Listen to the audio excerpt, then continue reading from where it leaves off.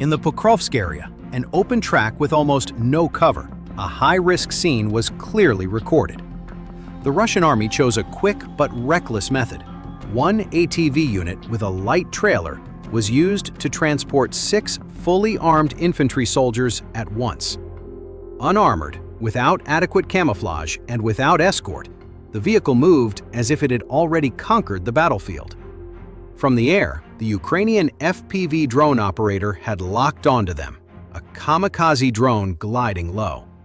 Within seconds, the impact struck the trailer, its weakest point and the center of the personnel concentration. A loud explosion was heard, halting the ATV's advance and eliminating the entire infantry load on board.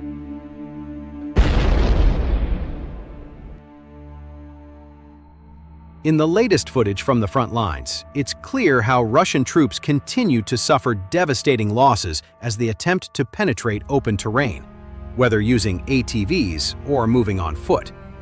But each attempt ends the same. They are detected, hunted down, and eliminated from the air. Ukrainian FPV drone operators conducted a relentless hunt. From low-altitude kamikaze drones darted along enemy lines, locking onto targets with deadly precision. The ATVs, intended for rapid mobility, instead became mobile traps. One by one, they were hit directly, exploding mid-course, killing or incapacitating all personnel on board.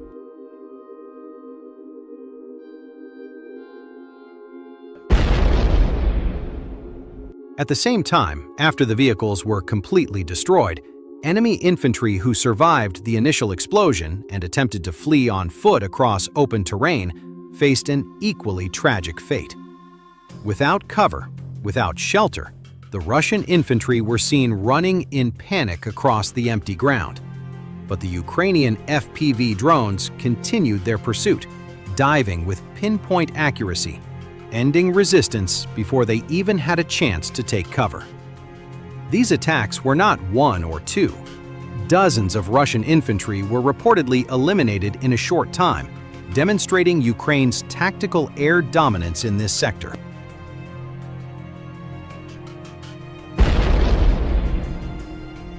The footage demonstrates the fragility of logistical improvisation under tactical air dominance. A single FPV strike, low in cost but high in strategic value, was enough to wipe out an entire squad. The FPV drones acted as a hunting weapon, nearly impossible to avoid, and everything happened too quickly. This incident reaffirmed the reality of the modern battlefield.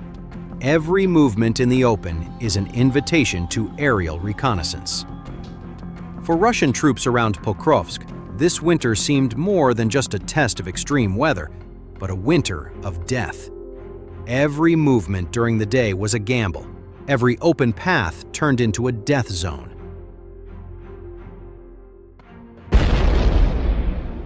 Under the cold, gray skies, modern technological warfare showed its cruelest face, where those who were seen no longer had a chance to survive. In the skies dominated by UAVs, the slightest inattention was costly. One ATV, one trailer, 6 soldiers, all wiped out in one cold, swift, and decisive attack. At the same time, Russia's army in 2025 failed to make useful ground gains at the price of crushing and at times debilitating casualties, vindicating the Ukrainian strategy of inflicting maximum losses against Kremlin forces in a war of attrition. Commander of the Armed Forces of Ukraine, AFU, General Oleksandr Syrsky said in a Tuesday statement.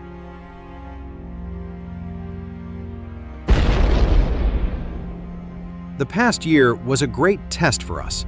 The Russian aggressor sought to end the war against Ukraine, but planned to end it with defeat of Ukraine, imposing his conditions on us from a position of force, Syrsky said. We did not allow the enemy to make critical breakthroughs, thwarted his plans, and repeatedly forced him to postpone the dates of planned operations. According to most independent analysts, during 2025, Russian Federation forces, deploying 600,000 to 700,000 combat troops in Ukraine, using primarily infantry-heavy short-range assault tactics, captured between 5,000 and 5,500 square kilometers of Ukrainian territory.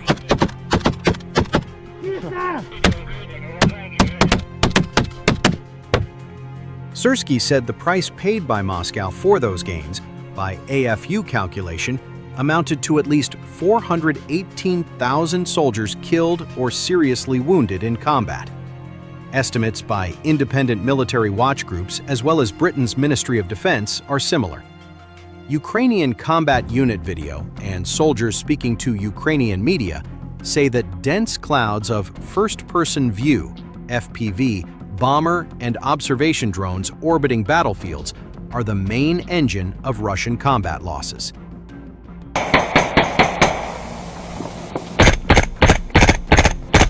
At the same time, first used as an emergency measure to give frontline troops firepower following a U.S. embargo on artillery ammunition deliveries to Ukraine in late 2023, drones, 95 to 99% of them domestically manufactured, now account for at least half of all Russian military killed and wounded, operators say.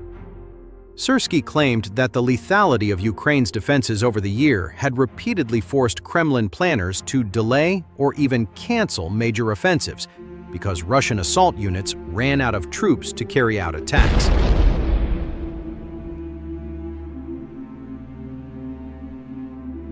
Meanwhile, this year proved we are capable of systematically exhausting the enemy and significantly reducing his potential. The defense forces did not allow the aggressor to implement his plans, preserved Ukrainian strategic positions, and prepared the ground for further AFU operations, Syrskyi said. Although Russian forces, over 2,025, held the initiative and scored relatively small but unquestionable ground gains, Ukrainian forces during the year also conducted limited counterattacks, regaining lost territory.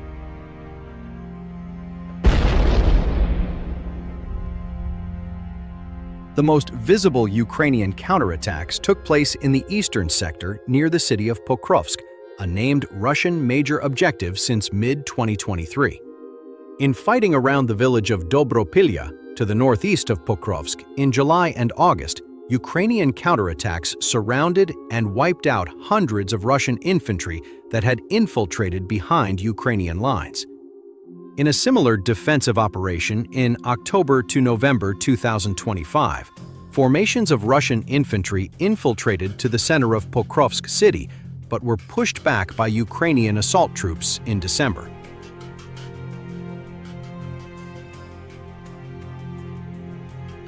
Syrskyi repeated a claim made by him and other senior AFU officers in early January that the Ukrainian military was, for the first time in the war, killing and wounding Russian soldiers faster than the Kremlin can recruit them.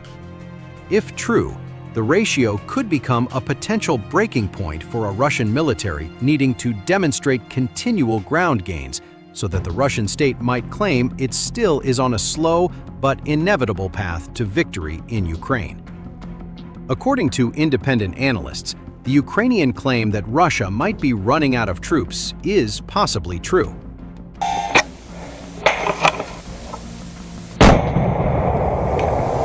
On the front lines, Russian units are at times suffering eviscerating combat losses, is well documented, frequently in video of Ukrainian drones conducting swarm attacks on Russian infantry caught out in the open.